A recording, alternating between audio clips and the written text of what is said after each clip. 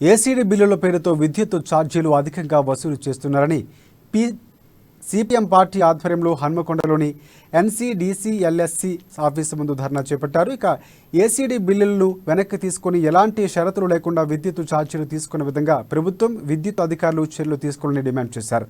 ఇక హన్మకొండలో CPM party ఆధ్వర్యంలో చేపట్టిన విద్యుత్ ఛార్జీల ధర్నాకు సంబంధించిన మా వరంగల్ రీజనల్ కోఆర్డినేటర్ హరికృష్ణ మరింత సమాచారం అందిస్తారు. విద్యుత్ ఛార్జీలకు సంబంధించి కూడా ఇటు కరెంటు అధికారులు మాత్రం ఎలాంటి షరతులు లేకుండా కూడా విద్యుత్ ఛార్జీలకు సంబంధించి కూడా డబ్బులను తీసుకోవాలంటే కూడా ఇటు హన్మకొండలో ఉన్న ఎస్సీడీసీఎల్ ఎస్సీ భవనం ముందు కూడా ఇటు సిపిఎం పార్టీ ఆధ్వర్యంలో మాత్రం ధర్నా కార్యక్రమం అయితే చేపట్టారు. ఇటు ముఖ్యంగా ఇప్పటికే గత కొద్ది రోజుల నుండి కూడా వస్తున్న ఇటు కరెంటు బిల్లులకు సంబంధించి కూడా సిపిఎం పార్టీ ఆధ్వర్యంలో అయితే ధర్నా చేపట్టారు. ప్రస్తుతం మాతో పాటు సిపిఎం సంబంధించిన నాయకులు ఉన్నారు. అసలు ఎందుకు ఒక ధర్నా చేపట్టారో అడిగి తెలుసుకునే ప్రయత్నం చేద్దాం. చెప్పండి, అసలు ఎందుకు ఎన్సీబీటీసీఎల్ ఎస్సీ ఆఫీస్ ముందు ధర్నా చేపడుతున్నారు? ఎన్పీడీసీఎల్ విద్యుత్ వినియోగదారుల మీద, ఎన్పీడీఎస్ఎల్ పరిధిలో ఉన్నటువంటి అందరి వినియోగదారుల మీద ఏసీడీ డ్యూ పేరు మీద కొన్ని కోట్ల రూపాయలు విద్యుత్ వినియోగదారుల మీద భారం వేసింది. ఇది సంక్రాంతి పండగ ముందు వినియోగదారుల ముందు ప్రజల మీద భారాలు వేసింది.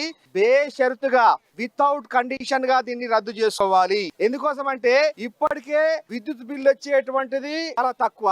Customs charge, fixed charge, electricity duty, additional charge, అదే విధంగా రౌండింగ్స్ పేరుతోని 5 రకాల పేర్లతోని దొంగ దెబ్బ తీస్తున్నావు. సరే పోని అనుకున్నాం. కానీ ఇవాళ ఏసీడీ డ్యూస్ పేరుతోని మరొక దొంగ దెబ్బ తీస్తే ఎట్లా ఇది న్యాయం? విద్యుత్ వినియోగదారుల మీద ఈ దొంగ దెబ్బ తీసేటువంటి పద్ధతిని బీఆర్ఎస్ ప్రభుత్వం విడనాడాలా. బీఆర్ఎస్ ప్రభుత్వం అంటే ప్రజలకు చేరువ చేసేది, భారతదేశ వ్యాప్తంగా విస్తరణ కావాల్సింది. కానీ తెలంగాణనే బీఆర్ఎస్ ప్రభుత్వం భారాల ప్రభుత్వం అయితే ఎట్లా? పండగ ముందు, సంక్రాంతి పండగ ముందు ఆటో నడిపేటోడు, హమాలియోడు, అదేవిధంగా చిన్న చిన్న ఇళ్ల కిరాయిలకు ఉండేటోళ్ళకి ఎంత భారం ఇది?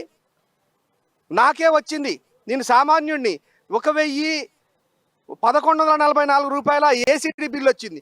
ఇప్పుడు నేను కడదామని వెళ్తే ఏసీడీ తీసుకొని నేను కట్టనని చెప్పేసి అంటాడు. అరే ఇది ఎక్కడ న్యాయమయ్యా? మరి సామాన్యుడికి ఏసీడీ ఎక్కడ తెలుస్తుంది? కాబట్టి సామాన్యుడి యొక్క ఆవేదన నుంచి మాట్లాడుతున్నా నేను.